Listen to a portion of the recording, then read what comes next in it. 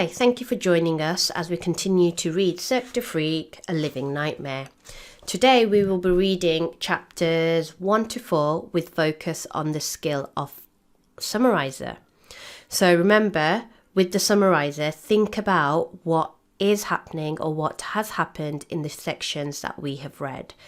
If you've got your notepad next to you, feel free to jot down any of the key information. Remember, with Summariser, it's the key information that is important. And once we have read it, I will go through and see what key information I have picked up. So let's get started. Chapter 1. I was in the toilet at school, sitting down, humming a song. I had my trousers on. I'd come in near the end of English class, feeling sick. My teacher, Mr Dalton, is great about things like that. He's smart and knows when you're faking and when you're being serious. He took one look at me when I raised my hand and said I was ill, then nodded his head and told me to make for the toilet. "Throw up whatever's bugging you, Darren," he said, "then get your behind back in here." I wish every teacher was as understanding as Mr Dalton. In the end, I didn't get sick, but felt queasy, so I stayed on the toilet. I heard the bell ring for the end of class and everybody came rushing out on their lunch break. I wanted to join them, but knew Mr Dalton would give out if he saw me in the yard so soon. He doesn't get mad if you trick him, but he goes quiet and won't speak to you for ages, and that's almost worse than being shouted at. So, there I was, humming, watching my watch, waiting. Then I heard someone calling my name. "Darren, hey Darren, have you fallen in or what?" I grinned. It was Steve Leopard, my best friend. Steve's real surname was Leonard, but everyone called him Steve Leopard. And not just because the names sound alike. Steve used to be what my mum calls a wild child. He raised hell wherever he went, got into fights, stole in shops. One day, he was still in a pushchair. He found a sharp stick and prodded passing women with it. No prizes for guessing where he stuck it. He was feared and despised everywhere he went, but not by me. I've been his best friend since Montessori, when we first met. My mum says I was drawn to his wildness, but I just thought he was a great guy to be with. He had a fierce temper and threw scary tantrums when he lost it. But I simply ran away when that happened and came back again once he'd calmed down. Steve's reputation had softened over the years. His mum took him to see a lot of good counsellors who taught him how to control himself. But he was still a minor legend in the schoolyard and not someone you messed with, even if you were bigger and older than him. "Hey Steve," I called back. "I'm in here." I hit the door so he'd know which one I was behind. He hurried over and opened the door. He smiled when he saw me sitting down with my trousers on. "Did you puke?" he asked. "No," I said. "Do you think you're gonna?" "Maybe," I said. Then I leaned forward all of a sudden and made a thick nose. Blah! But Steve Leopard knew me too well to be fooled. "Give my boots a polish while you're down there," he said, and laughed when I pretended to spit on his shoes and rub them with a sheet of toilet paper. "Did I miss anything in class?" I asked, sitting up. "Nah," he said, "the usual crap." "Did you do your history homework?" I asked. "It doesn't have to be done until tomorrow, does it?" he asked, getting worried. Steve's always forgetting about homework. "The day after tomorrow," I told him. "Oh," he said, relaxing. "Even better. I thought—" He stopped and frowned. "Hold on," he said. "Today's Thursday. The day after tomorrow will be—" "Got you!" I yelled, punching him on the shoulder. "Ow!" he shouted. "That hurt." He rubbed his arm, but I could tell he wasn't really hurt. "Are you coming out?" he asked then. "I thought I'd stay in here and admire the view," I said, leaning back on the toilet seat. "Quit messing," he said. "We were 5-1 down when I came in. We're probably 6 or 7 down now. We need you." He was talking about football. "We play a game every lunchtime. My team normally wins, but we'd lost a lot of our players. Dave Morgan broke his leg, Sam White transferred to another school when his family moved, and Danny Curtin had stopped playing football in order to spend lunch hanging out with Sheila Lee, the girl he fancies. Idiot. I'm our best full forward. There are better defenders and midfielders, and Tommy Jones is the best goalkeeper in the whole school, but I'm the one who can stand up front and score 4 or 5 times a day without fail. Okay, I said, standing. I'll save you. I scored a hat-trick every day this week. It would be a pity to stop now. We passed the older guys, smoking around the sinks as usual, and hurried to my locker so I could change into my trainers. I used to have a great pair, which I won in a writing competition, but the laces snapped a few months ago, and the rubber along the side started to fall off. And then my feet grew. The pair I have now are okay, but they're not the same. We were 8-3 down when I got on the pitch. It wasn't a real pitch, just a long stretch of yard with painted goalposts at either end. Whoever painted them was a right idiot. He put the crossbar too high at one end and too low at the other. Never fear, Hotshot Sean is here, I shouted as I ran onto the pitch. A lot of players laughed or groaned, but I could see my teammates picking up our opponents growing worried. I made a great start and scored 2 goals inside a minute. It looked like we might come back to draw or win. But time ran out. If I'd arrived earlier, we'd have been okay, but the bell rang just as I was hitting my stride, so we lost 9-7.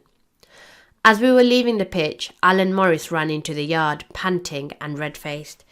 They're my 3 best friends. Steve Leopard, Tommy Jones and Alan Morris.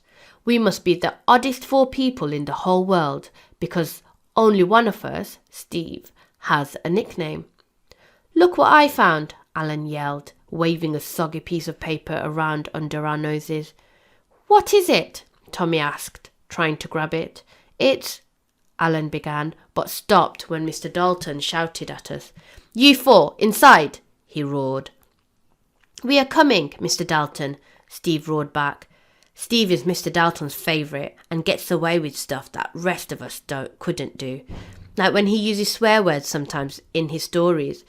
If I put in some of the words Steve has, I'd have been kicked out long ago. But Mr Dalton has a soft spot for Steve, because he's special.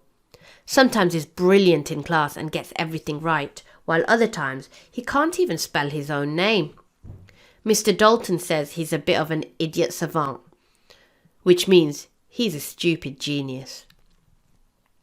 Anyway, even though he's Dalton's pet, not even Steve can get away with turning up late for class.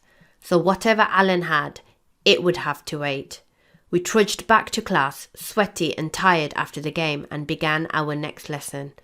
Little did I know that Alan's mysterious piece of paper was to change my life forever, for the worse. Chapter 2.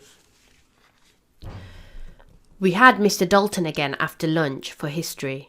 We were studying World War II. I wasn't too keen on it, but Steve thought it was great.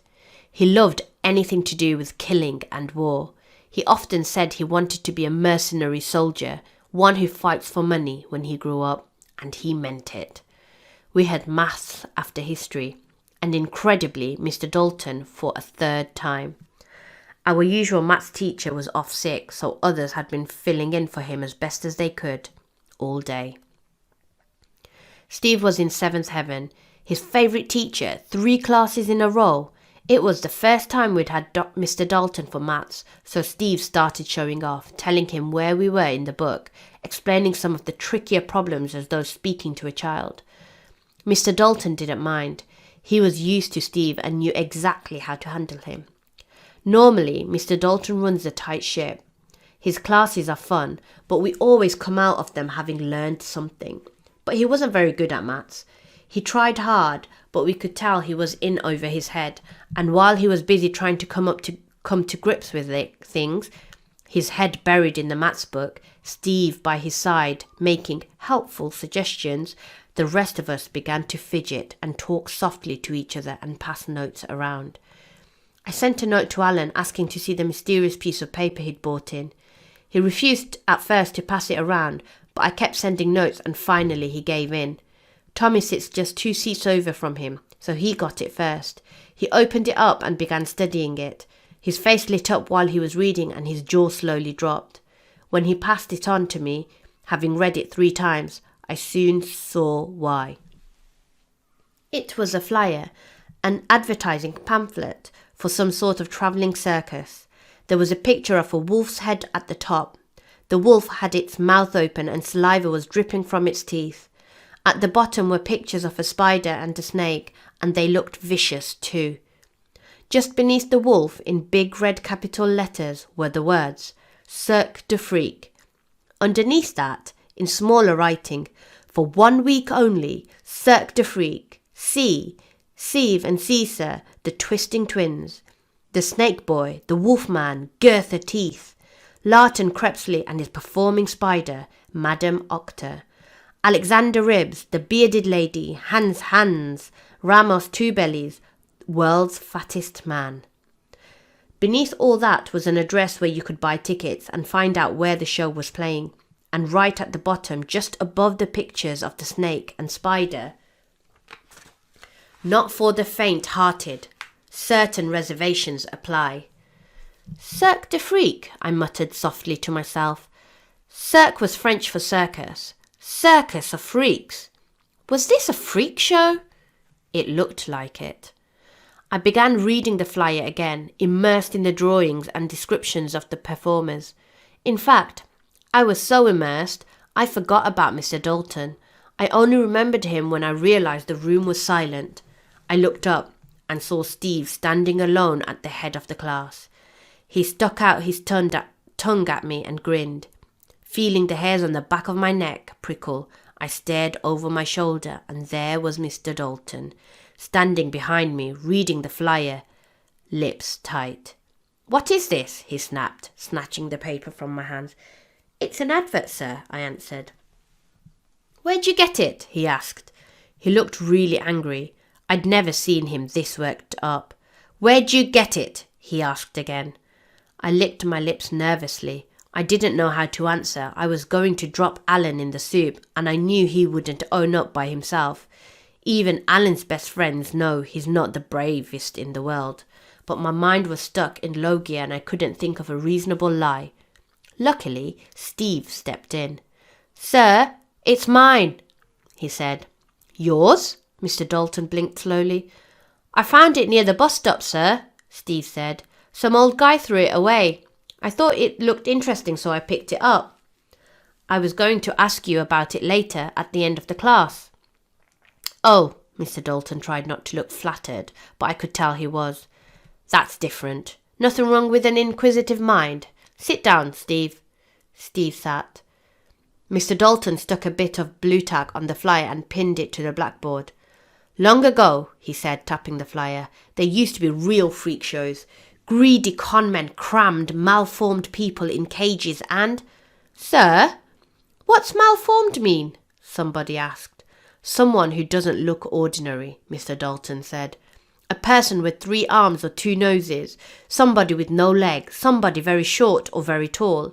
The conmen put these poor people who were no different to you and me except in looks on display and called them freaks. They charged the public to stare at them and invite them to laugh and tease. They treated the so-called freaks like animals, paid them little, beat them, dressed them in rags, never allowed them to wash. That's cruel, sir, Delana Price, a girl near the front, said. Yes, he agreed. Freak shows were cruel, monstrous creations. That's why I got angry when I saw this. He tore down the flyer. They were banned years ago, but every so often you'll hear a rumour that they're still going strong. Do you think the Cirque Du Freak is a real freak show? I asked. Mr Dalton studied the flyer again, then shook his head. I doubt it, he said. Probably just a cruel hoax still, he added. If it was real, I hope nobody here would dream of going. Oh, no, sir, we all said quickly. Because freak shows were terrible, he said.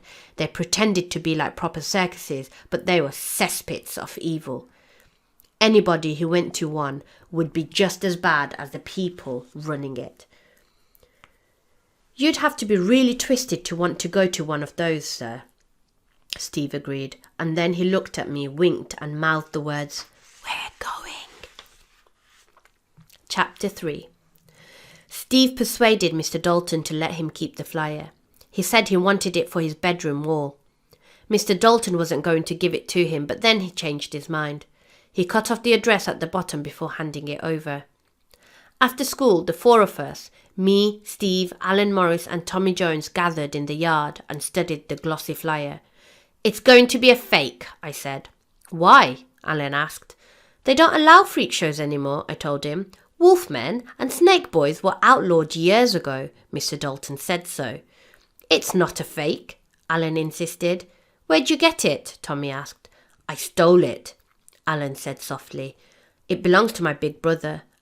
Alan's big brother was Tony Morris, who used to be the school's biggest bully until he got thrown out. He's huge and mean and ugly. "You stole it from Tony," I gasped. "Have you got a death wish?"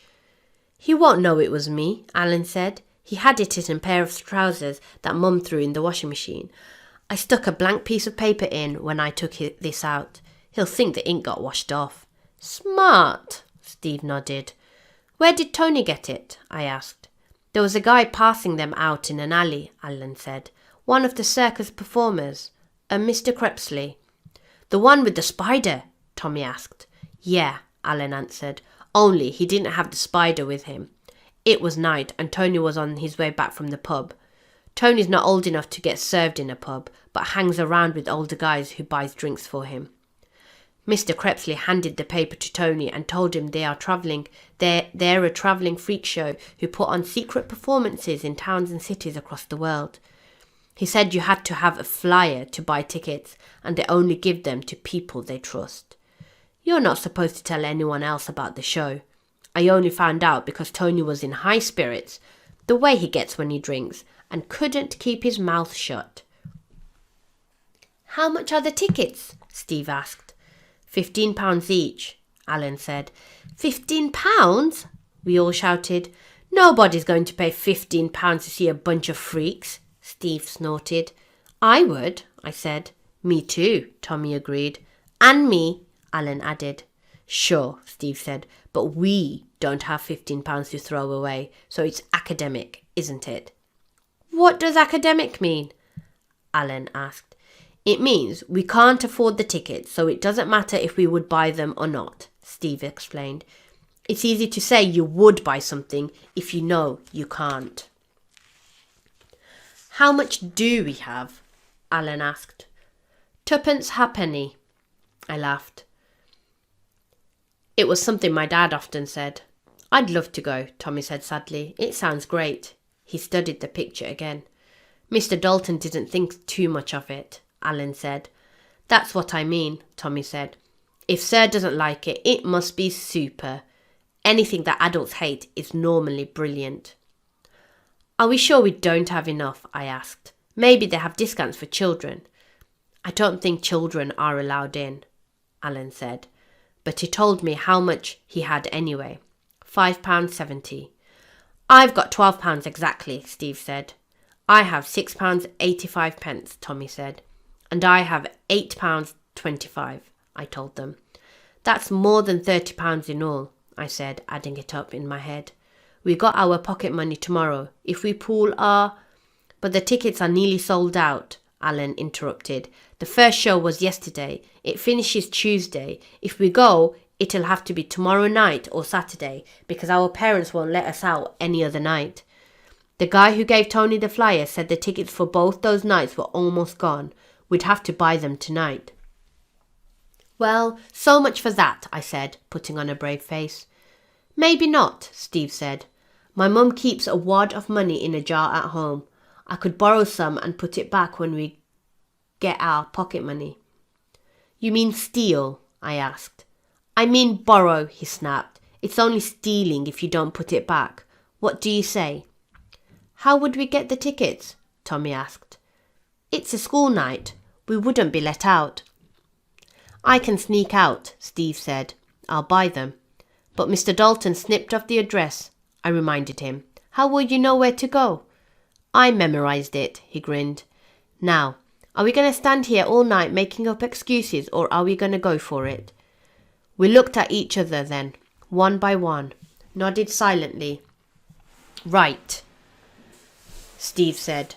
We hurry home, grab our money and meet back here. Tell your parents you forgot a book or something.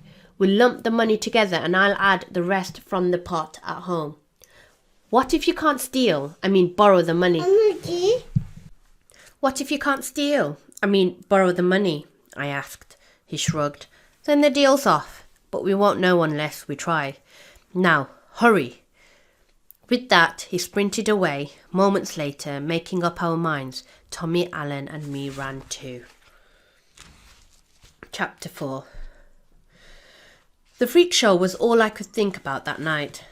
I tried forgetting it, but couldn't. Not even when I was watching my favourite TV show. It sounded so weird. A snake boy, a wolf man, a performing spider. I was especially excited by the spider. Mum and Dad didn't notice anything was up, but Annie did. Annie is my younger sister. She can be a bit annoying, but most of the time she's cool. She doesn't run to Mum telling tales if I misbehave, and she knows how to keep a secret. What's wrong with you? She asked after dinner. We were alone in the kitchen, washing up. Nothing's wrong, I said. Yes, there is, she said. You've been behaving funny all night. I knew she'd keep asking until she got the truth, so I told her about the freak show. It sounds great, she agreed, but there's no way you'd get in. Why not? I asked. I bet they don't let children in. It sounds like a grown-up sort of show. They probably wouldn't let a brat like you in, I said nastily, but me and the others would be okay. That upset her, so I apologised. I'm sorry, I said. I didn't mean that. I'm just annoyed because you were right, Annie. I'd given anything to go. I've got a makeup kit I could lend you, she said. You can draw on wrinkles and stuff. It'd make you look older. I smiled and gave her a big hug, which is something I don't do very often. Thanks, sis, I said, but it's okay. If we get in, we get in. If we don't, we don't. We didn't say much after that. We finished drying and hurried into the TV room. Dad got back home a few minutes later. He works on building sites all over the place, so he's often late. He's grumpy sometimes, but was in a good mood that night and swung Annie round in a circle. Anything exciting happened today? He asked, after he'd said hello to Mum and given her a kiss. I scored another hat-trick at lunch, I told him. Really? He said. That's great. Well done. We turned the TV down while Dad was eating. He likes peace and quiet when he eats and often asks us questions or tells us about his day at work. Later, Mum went to her room to work on her stamp albums. She's a serious stamp collector. I used to collect too when I was younger and more easily amused. I popped up to see if she had any new stamps with exotic animals or spiders on them. She hadn't. While I was there, I sounded her out about freak shows. Mum, I said, have you ever been to a freak show? A what? She asked, concentrating on the stamps. A freak show, I repeated, with bearded ladies and wolfmen and snake boys. She looked up at me and blinked. A snake boy? She asked. What on earth is a snake boy? It's I stopped when I realised I didn't know. Well, that doesn't matter, I said. Have you ever been to one? She shook her head. No, they're illegal. If they weren't, I said, and one came to town, would you go? No, she said, shivering. Those sorts of things frighten me. Besides, I don't think it would be fair on the people in the show. What do you mean? I asked. How would you like it, she said, if you were stuck in a cage for people to look at? I'm not a freak, I said huffily. I know, she laughed and kissed the top of my head. You're my little angel. Mum, don't, I grumbled, wiping my forehead with my hand. Silly, she smiled. But imagine you had 2 heads or 4 arms and somebody stuck you on show for people to make fun of. You wouldn't like that, would you? No, I said, shuffling my feet. Anyway, what's all this about freak shows? She asked.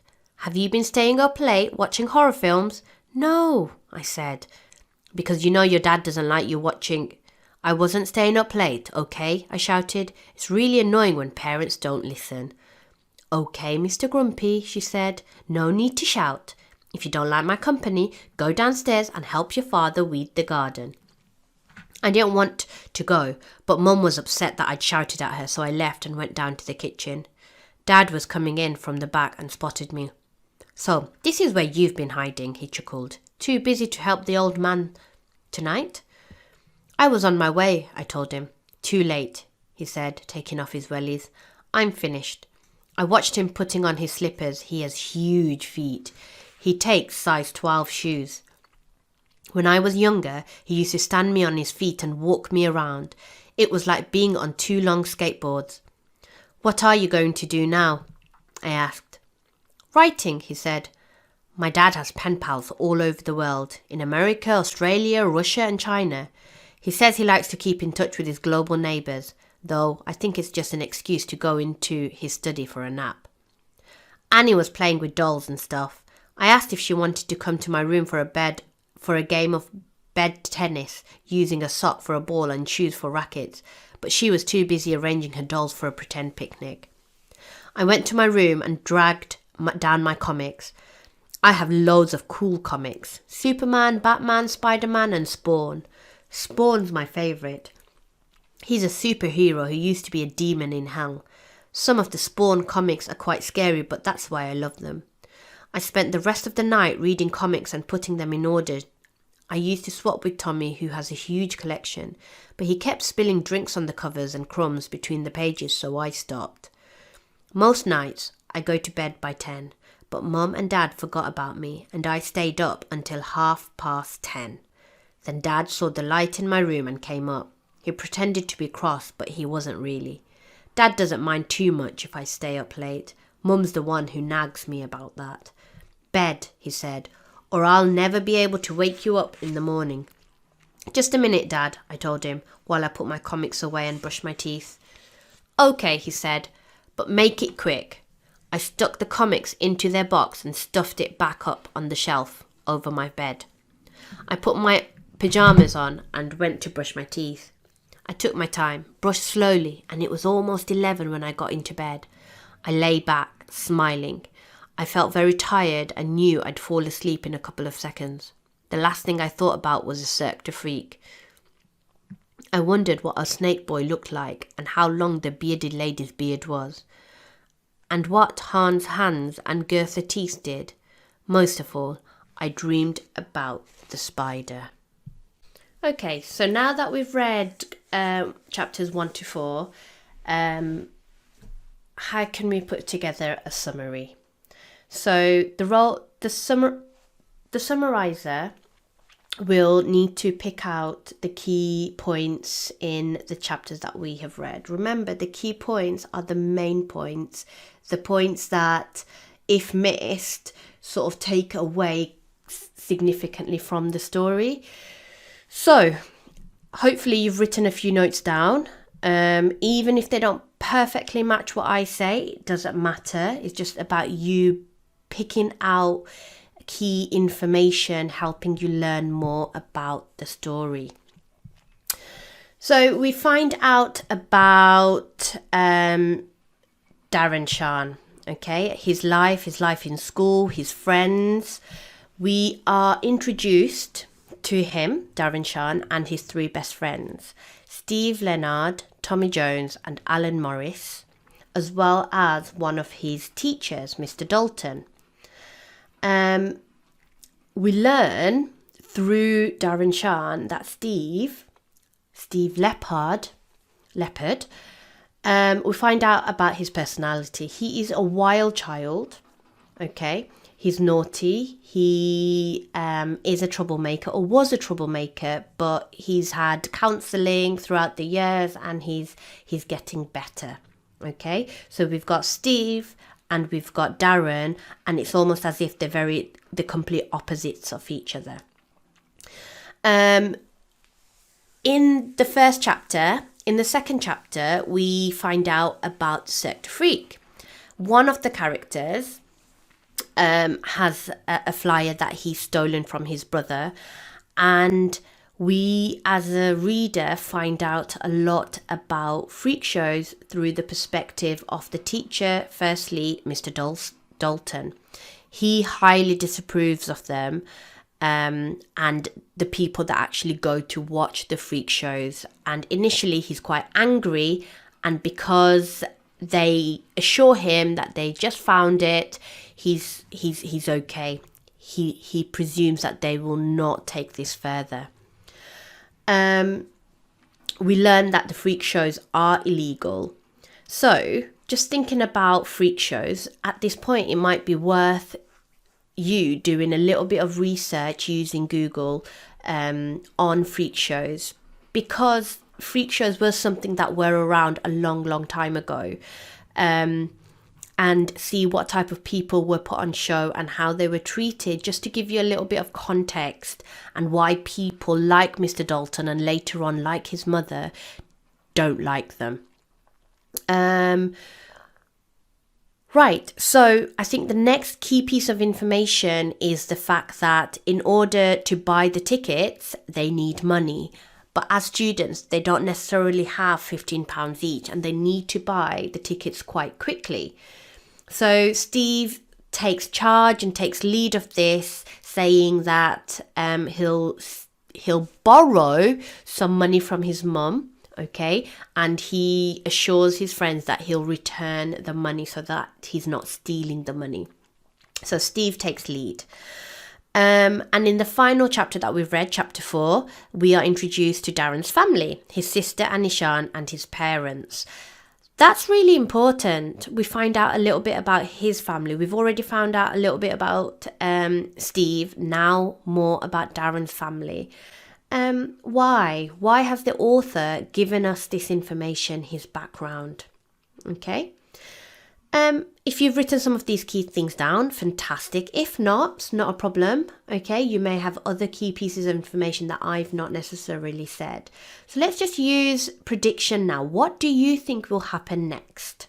Okay, these chapters are building up to something. What do you think will happen next? Will Steve be able to get the money? Will he get caught? Will they be allowed to get in? And if they do get in, will they be surprised, confused, scared? Well, we'll find out in the next few chapters in the next pod. Thank you. Bye-bye.